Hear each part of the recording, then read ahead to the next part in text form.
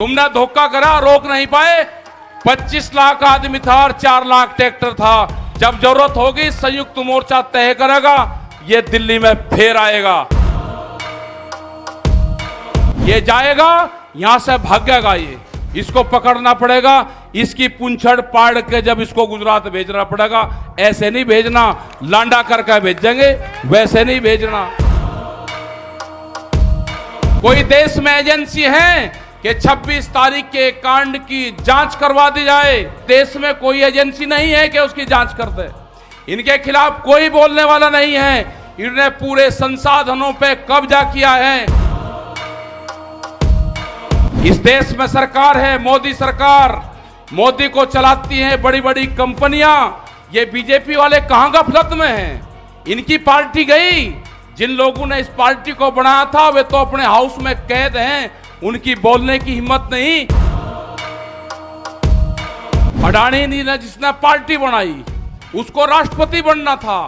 कहने लगे अच्छा ये बुढ़ा राष्ट्रपति बनेगा, एक मुकदमा लगा दिया, घर में कैद कर दिया, बोलने की हिम्मत नहीं है। दिल्ली की चमचमाती कोठियों में वे बंद कर रखे हैं अपने नेता। ये बीजेपी के जो बोलते हैं ना, यान के कहते हैं कि हमारी बात, अपने नेताओं को छुटाओ और उसके बाद में बात करो। ट्रैक्टर का डीजल भरवा के दिल्ली की तरफ को मुंह कर रखा है सबने। अगर छेड़खानी करी, हमारे पास में सब सिस्टम है, सारा सब संसाधन है हमारे पास में।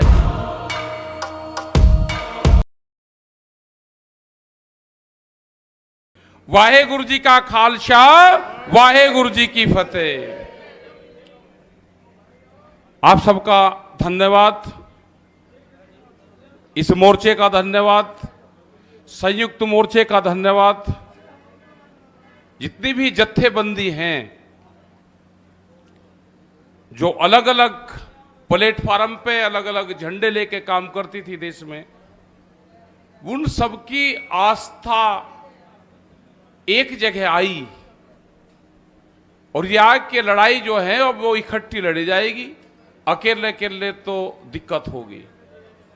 टिकैत साहब हमेशा कहते थे कि जिस दिन पंजाब आ जाएगा, हरियाणा इकट्ठा हो जाएगा सारा। क्योंकि जितनी बार भी यहां पे आंदोलन हुए तो हर मोर्चे ने अलग अलग दिन आंदोलन करे, दिल्ली में इकट्ठा नहीं हो पाए। टिकैत साहब की बड़ी इच्छा थी कि एक आंदोलन वो हो कि जिसमें पूरा देश का एक आंदोलन बने। और वो आंदोलन जब बन सकता है जब हरियाणा आएगा उठ के। हरियाणा का कुछ क्षेत्र आता था, आंदोलन करते थे, चले जाते थे। पंजाब का भी कुछ क्षेत्र आता था, क्योंकि अलग अलग जत्थेबंदी अलग अलग डेट पाते थे, अलग अलग तारीखों पाते थे। लेकिन धन्यवाद देता हूं कि जितनी पंजाब की जत्थेबंदी थी वो सब एक मंच पे आई, वे जुड़े और उनके जुड़ने से हरियाणा जुड़ा, उत्तर प्रदेश जुड़ा, राजस्थान जहां पे कभी मोर्चा लगता ही नहीं था, मोर्चे कमजोर रहते थे हमेशा, वो 8 नंबर हाईवे कभी घिरा नहीं। लेकिन जब संयुक्त मोर्चे की कॉल हुई, जब राजस्थान के लोगों को लगा कि आज पूरा देश इकट्ठा है, तो राजस्थान भी खड़ा होकर आया। उसने शाहजहांपुर पर अपना मोर्चा लगाया। आज दिल्ली के चारों तरफ को मोर्चे हैं। टिकरी बॉर्डर पे क्या हो रहा है आपको नहीं पता।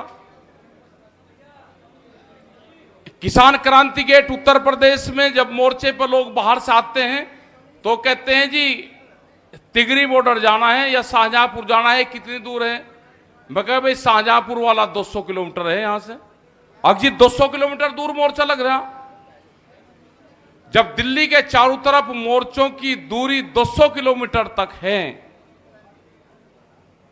तो ये जो सरकारें कहती है, इनके अधिकारी कहते हैं, पत्रकार कहते हैं जी कुछ नहीं जी, अब तो चले गए जी, अब तो है नहीं जी, मका आप ऐसे ही करते रहो, थोड़ी सी गर्मी कम हुई तुम्हारा इलाज हुआ। क्योंकि जो दवाई देनी पड़ेगी इनको, वो दवाई इनको सर्दी में दी जाएगी।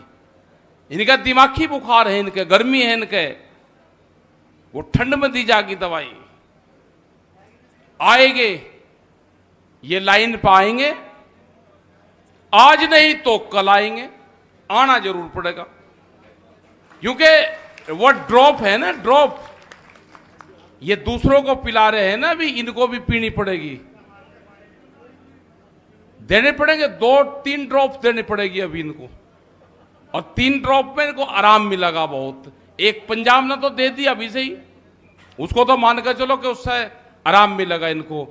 कोई कैंडिडेट नहीं पाएगा पर्चा भरने वाला पंजाब में, कैंडिडेट नहीं पाना इनके पास में। उत्तराखंड, उत्तर प्रदेश में भी यही हाल होगा। गांव के लोग तलाश कर रहे हैं इनकी, गांव के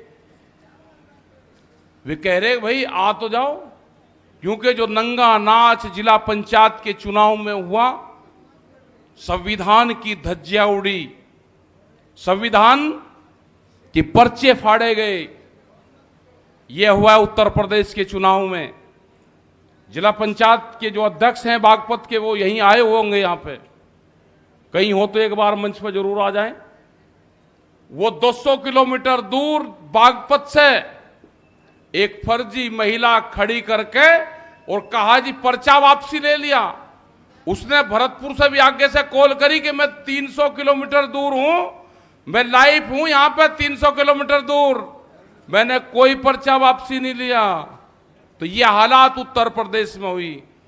3050 सीटों में से इनको अगर ओरिजिनल सीट इनकी थी तो वे 500 सीटों से भी कम इनको मिली हैं। अगर 3000 सीटों में से 500 लगा कर मिली तो कितनी वोट मिली होगी आप अंदाजा लगा लो। लेकिन जब इनके अध्यक्ष बने, पूरा पुलिस फोर्स, एसएसपी, डीएम सबने कैंडिडेट को उठाया, अपहरण करके उनकी वोट ली, उनके स्कूल तोड़ दिए गए, उनके घर तोड़ दिए गए, कहा कि वोट चाहिए नहीं तो बर्बाद होंगे। तो यह हालात हुई। जनता देख रही, जब डायरेक्ट चुनाव होगा जनता ने को देखेगी। संयुक्त मोर्चे ने जो फैसला करा है, उस फैसले पे उत्तर प्रदेश, उत्तराखंड खरा उतरेगा। जाएंगे गांव गांव में। संयुक्त मोर्चा कोई कमजोर संगठन नहीं है। संयुक्त मोर्चे के 40 लीडर हैं। जब 40 लीडर उत्तर प्रदेश और उत्तराखंड की जमीन पर जाएंगे तो कितनी सभाएं होंगी, कितनी बात होंगी, बताएंगे हम जाके वहां पे। हम आज भी कहते हैं कि बिजली का रेट आप हरियाणा के बराबर कर दो। हरियाणा में 35 रुपए हाउस पावर है, उन्हीं की सरकार है। उत्तर प्रदेश में 175 रुपए हाउस पावर बिजली का रेट। पंजाब में फ्री 15, और 15 होकर भी उनको बैठने नहीं दे रहा हरियाणा। उनके मंत्री को जमीन पे नहीं बैठने देता। 15 का रेट करते, अगर इनका 175 का रेट हो जाए तो ये क्या हाल करेंगे इनका। इनका इलाज होना जरूरी है सबका, पूरे देश से। ये लुटेरे हैं, इनको देश से भगाना पड़ेगा, भगाना। सत श्री अकाल जी। कल भी एक मेंबर होगा यहां पे, जो प्रमुख बनते हैं, वो इंडिपेंडेंट चुने गए 3 लोग। उनको जो उनका सर्टिफिकेट था वो नहीं दिया, 2 को दे दिया। जिसने बीजेपी का ये ओढ़ लिया उसको दे दिया।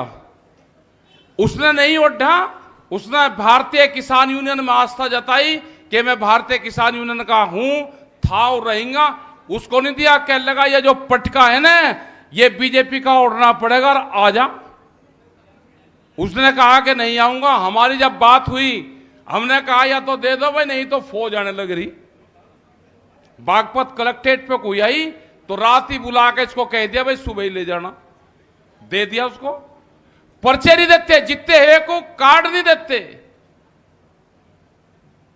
तो इनका इलाज होगा। इनका ये जब गांव में जाएंगे तो इनका इलाज होना जरूरी है। उत्तर प्रदेश में उत्तराखंड में चुनाव आएंगे तो पूरा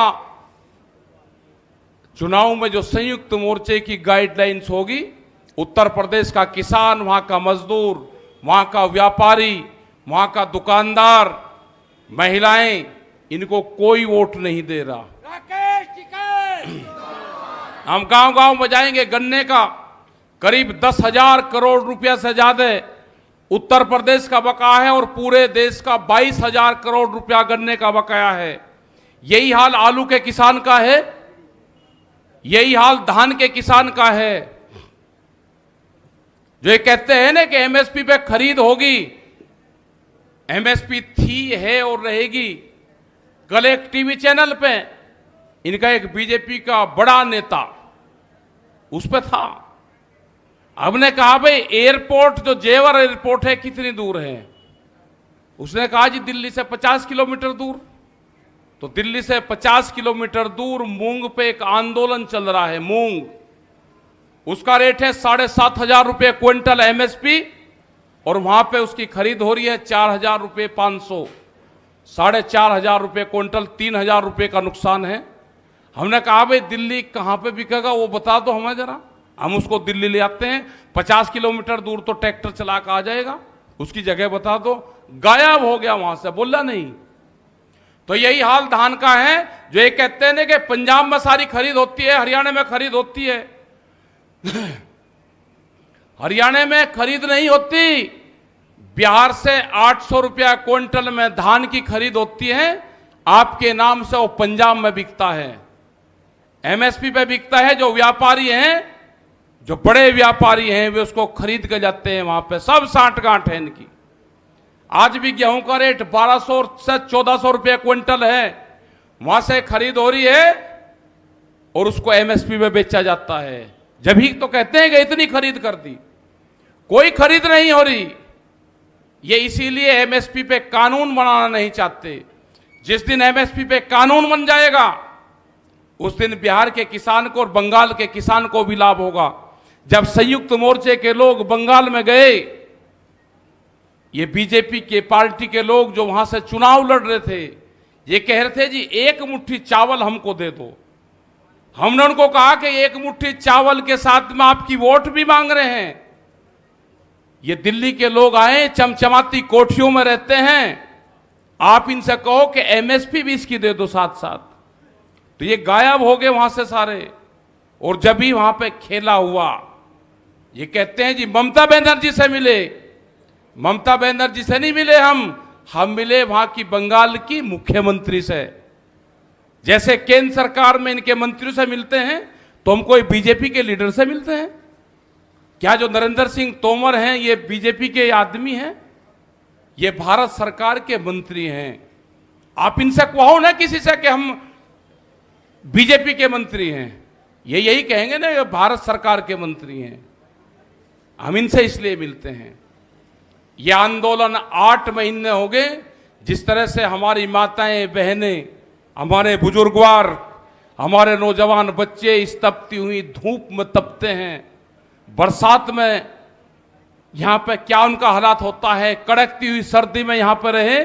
जिस तरह से जानवर जो बंधा हुआ है, हमारा जो ये निहंग हमारे संत हैं, जिस तरह से अपने जानवर, अपने घोड़े को यहां पे बांध के तपती हुई टींड के नीचे ये यहां पर रहते हैं। और फिर इनको कहते हैं जिनको गुस्सा आता है, इनका जब जानवर तपता है तो गुस्सा आता है, इनका गुस्सा जायज है। ये गुस्सा उतरेगा आपके ऊपर, जब भी आप मिलोगे आपके ऊपर गुस्सा उतरेगा इनका। इस किसान का गुस्सा उतरेगा, वोट के माध्यम से उतरेगा, आंदोलन के माध्यम से उतरेगा। हम संघर्ष नहीं करना चाहते, हम आंदोलनकारी हैं, हम आंदोलन करेंगे। जो किसान 8 महीने तक आंदोलन पे दिल्ली की जमीन पे बैठ सकता है, आप उसको चाहते हैं कि ये उठकर चला जाएगा? ये गलतफहमी है आपकी। ये किसान ना उठ कर जाएगा जब तक इसके कानून वापसी नहीं होंगे। एमएसपी पे गारंटी कानून नहीं बनेगा, वहां पे कमेटी नहीं बनेगा, ये किसान यहां से जाने वाला है नहीं। सोनिया, सत श्री अकाल जी। ये लड़ाई लड़ी जाएगी। ये दिल्ली फिर कान खोल के सुन ले, ये 4 लाख ट्रैक्टर भी हमारे थे और 25 लाख आदमी भी हमारे हैं। ये 26 तारीख की जांच, कोई देश में एजेंसी है कि 26 तारीख के कांड की जांच करवा दी जाए? ये फंसेंगे, ये जेल जाएंगे। हमने कहा कि देश में कोई एजेंसी नहीं है कि उसकी जांच कर दे।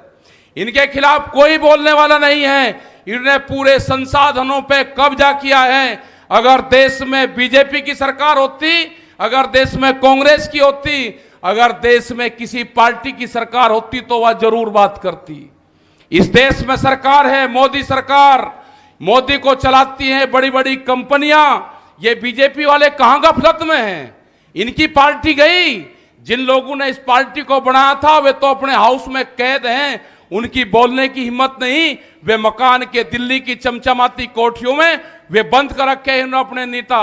ये बीजेपी के जो बोलते हैं ना, यान के कहते हैं कि हमारी बात, अपने नेताओं को छुटाओ और उसके बाद में बात करो। तुम्हारे नेता दिल्ली की काल कोठरियों में कैद हैं, आप उनको छुटाने का काम करो। अडानी ने जिसने पार्टी बनाई उसको राष्ट्रपति बनना था, कहने लगे अच्छा ये बुढ़ा राष्ट्रपति बनेगा, एक मुकदमा लगा दिया, घर में कैद कर दिया, बोलने की हिम्मत नहीं है। जो अपने नेताओं को कैद कर सकता है वो किसानों को भी कैद करेगा। ये देख कर रहना, इनसे बच कर रहना। जो निखर वाले थे ना, इनको पेंट मिली है, अब इनका प्रमोशन हुआ है, तलाश उनकी करना है। जो विचारधारा इनकी गांवों में चली गई, ये बहुत खतरनाक लोग हैं। उन्होंने एक बोर्ड बनाया है अभी, नारियल बोर्ड, उसमें कहा कि प्राइवेट आदमी आएगा ना, प्राइवेट आदमी नहीं आएगा, संघ का आदमी आएगा, जिसने उसका 40 दिन का कोर्स कर रखा होगा, जिसने 8 दिन का कोर्स कर रखा होगा, वे लोग वहां पाएंगे। अभी 400 IAS की भर्ती होनी है बगैर एग्जाम के। मेरा देश का नौजवान कहां जाएगा? ये नौजवान कहां जाएगा? नई भर्ती होगी जिसकी उम्र 40 साल से 60 साल तक, 70 साल तक होगी। नहीं परमिशन कर रहे हैं, उनको IAS बनाया जा रहा है, सीनियर IAS अधिकारी बनेंगे वे। आप पटेंगे वक्कल, चिंता ना करें। तो यह होगा देश में, सब संसाधनों पे कब्जा होगा। इन लुटेरों को भगाना पड़ेगा। यह देश का आखिरी लुटेरों का बादशाह साबित होगा।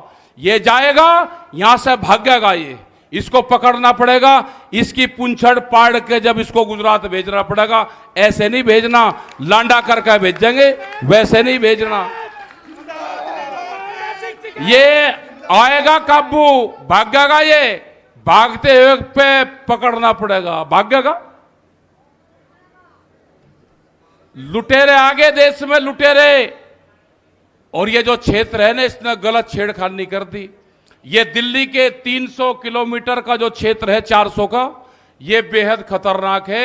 इसने मुगलों के साथ में लड़ाइयां लड़ी, इसने आजादी की लड़ाई लड़ी। ये खाप पंचायत के लोग वही तो हैं, ये वही हैं जहां ये नाहरी गांव, आपके इस मोर्चे के 10-15 किलोमीटर दूर नाहरी गांव है, जहां पे गुरु गोविंद सिंह जब नांदेड़ गए तो इसी नाहरी गांव में सबसे पहले गए थे, जब जाते हुए गए। जय श्री अकाल जी। इन्होंने ज्ञान नहीं हिस्ट्री नहीं पढ़ी। गुरु गोविंद सिंह जब पंजाब से गए, जब उनका परिवार खत्म हो गया, तो वे नाहरी गांव के खाप पंचायत के लोगों से मिलकर गए। यहां के लोगों को उन्हें बताया कि मैं जा रहा, मेरा परिवार तो नहीं रहा, मैं किसी को आपके पास में भेजूंगा, उसकी मदद करना। बंदे बहादुर जी यहां पे आए, इस नाहरी गांव में आए। वे 3 महीने नाहरी गांव में रहे, मुजफ्फरनगर की खाप पंचायत में रहे, सोरम में गए। और यहां से खाप पंचायत के लोग इकट्ठे हुए, 4700 लोग खाप पंचायत के बंदे बहादुर के साथ में यहां से गए। और जो सरहद फतेह करी, वो खाप पंचायत का बड़ा रोल उसमें था। वो सरहद फतेह करी तो यहां से 4700 लोग गए थे, यहां से उत्तर प्रदेश, हरियाणा से। और जब सरहद फतेह हुई थी, उसके बाद में वहां से सब लोग जुड़े। सरहद फतेह जब हुई, जब यहां से लोग गए, आप लोग सब जुड़े, तो गुरुओं का संबंध खाप पंचायत से रहा है। गुरुओं का संबंध हमारे से रहा है। ये हम गुरु परंपरा को मानने वाले लोग हैं। इन्होंने छेड़खानी करी है। 72वां गणतंत्र दिवस था, आप ध्यान से सुन लो। 72वां गणतंत्र दिवस था उसका अंक होता है 9 और 9 अंक है गुरु का। इन्होंने गुरु के शिष्यों से छेड़खानी करी, गुरु को ललकारने की कोशिश करी, ये बर्बाद होंगे, बचने के नहीं। ये ध्यान रख लेना, इन्होंने गुरु को छेड़ने की कोशिश करी, ये बचेंगे नहीं, ये जाएंगे। 9 के अंक को छेड़ा है, 9 का अंक है गुरु का। आप चिंता नहीं करना, ये सब गुरु परंपरा को मानने वाले लोग हैं, सारे कड़ाधारी हैं, कड़ाधारी। ये सारे के सारे कड़ाधारी हैं, गुरु परंपरा को मानने वाले हैं, हम भी कड़ाधारी हैं, चिंता ना करना, सारे वही हैं। ये इनका नाश नजदीक आ गया, ये घिर गया, अब इनको घेरना है चारों तरफ से प्लांट है। ये आपको ये गलत तरीके के एजेंडे देंगे, कभी पंजाबी कहेंगे, कभी खालिस्तानी कहेंगे, कभी अफगानिस्तानी कहेंगे, कभी छोटा बड़ा किसान कहेंगे, कभी एक प्रदेश का कहेंगे। इनके बहकाव मन मत आना, इन्हें जो कुछ कहना कह लो, हताश नहीं होने की जरूरत। 2 घंटे ये दिल्ली फिर कान खोल कर सुन लो, अगर छेड़खानी करी के 2 घंटे के कॉल पे है हमारे सारा किसान, अपने खेत में काम करता है, ट्रैक्टर का डीजल भरवा के दिल्ली की तरफ को मुंह कर रखा है सबने। अगर छेड़खानी करी, हमारे पास में सब सिस्टम है, सारा सब संसाधन है हमारे पास में। ट्रैक्टर पे बम्पर मजबूत रखना, ट्रैक्टर ही आंदोलन का साथी है, उसको कमजोर नहीं होने देना। ट्रैक्टर तो किसान का टैंक है, टैंक। जब यह भी होगा कि सिद्धि भी होगी एक दिन ट्रैक्टर से, बसों के साथ में इनके टरकों के से भी होगी सिद्धि। बम्पर लगवा कर रखना, बम्पर मजबूत। एक को कहीं कहीं ट्रैक्टर घेरेंगे, जैसे रास्ते में लगा रखे थे ना, ट्रक लगा दिए रेती के भर भर, 4 ट्रैक्टर लगेंगे, नीचे पाओगा सब। तब चिंता ना करना, ट्रैक्टर ही इसका साथी होगा। ये कहते हैं जी आपने ट्रैक्टर का नाम ले दिया, क्यों कहीं का ले भाई? जो जब बंजर जमीन में कुछ चलेगा, वो दिल्ली की चमचमाती सड़कों पर नहीं चलेगा, वो चलेगा दिल्ली की चमचमाती सड़कों पे। चला कर दिखाया, तुम्हारी हिम्मत थी, रोक नहीं पाए तुमने धोखा करा, रोक नहीं पाए। 25 लाख आदमी था और 4 लाख ट्रैक्टर था। जब जरूरत होगी संयुक्त मोर्चा तय करेगा, ये दिल्ली में फिर आएगा, ये फिर आएगा दिल्ली में। तो आपका बहुत बहुत धन्यवाद, मेरी माताएं बहनों का धन्यवाद। जो माताएं बहनें यहाँ पे 40 और 45 डिग्री टेम्परेचर में है, सर्दी में यहाँ पे है, बरसात अब आएगी उसमें यहाँ पे है, तो ये सरकारों को सोचना चाहिए कि तुम्हारा इलाज तो यही तो करेंगे, जितना तरसाओगे उतना ही इलाज करेंगे। तो धन्यवाद, जय हिंद, जय भारत, वाहेगुरु जी का खालसा, वाहेगुरु जी की फतेह, सत श्री अकाल। आओ जी, जो मेरे वीर बाहरों यूपी ਜਾਂ हरियाणे तो आए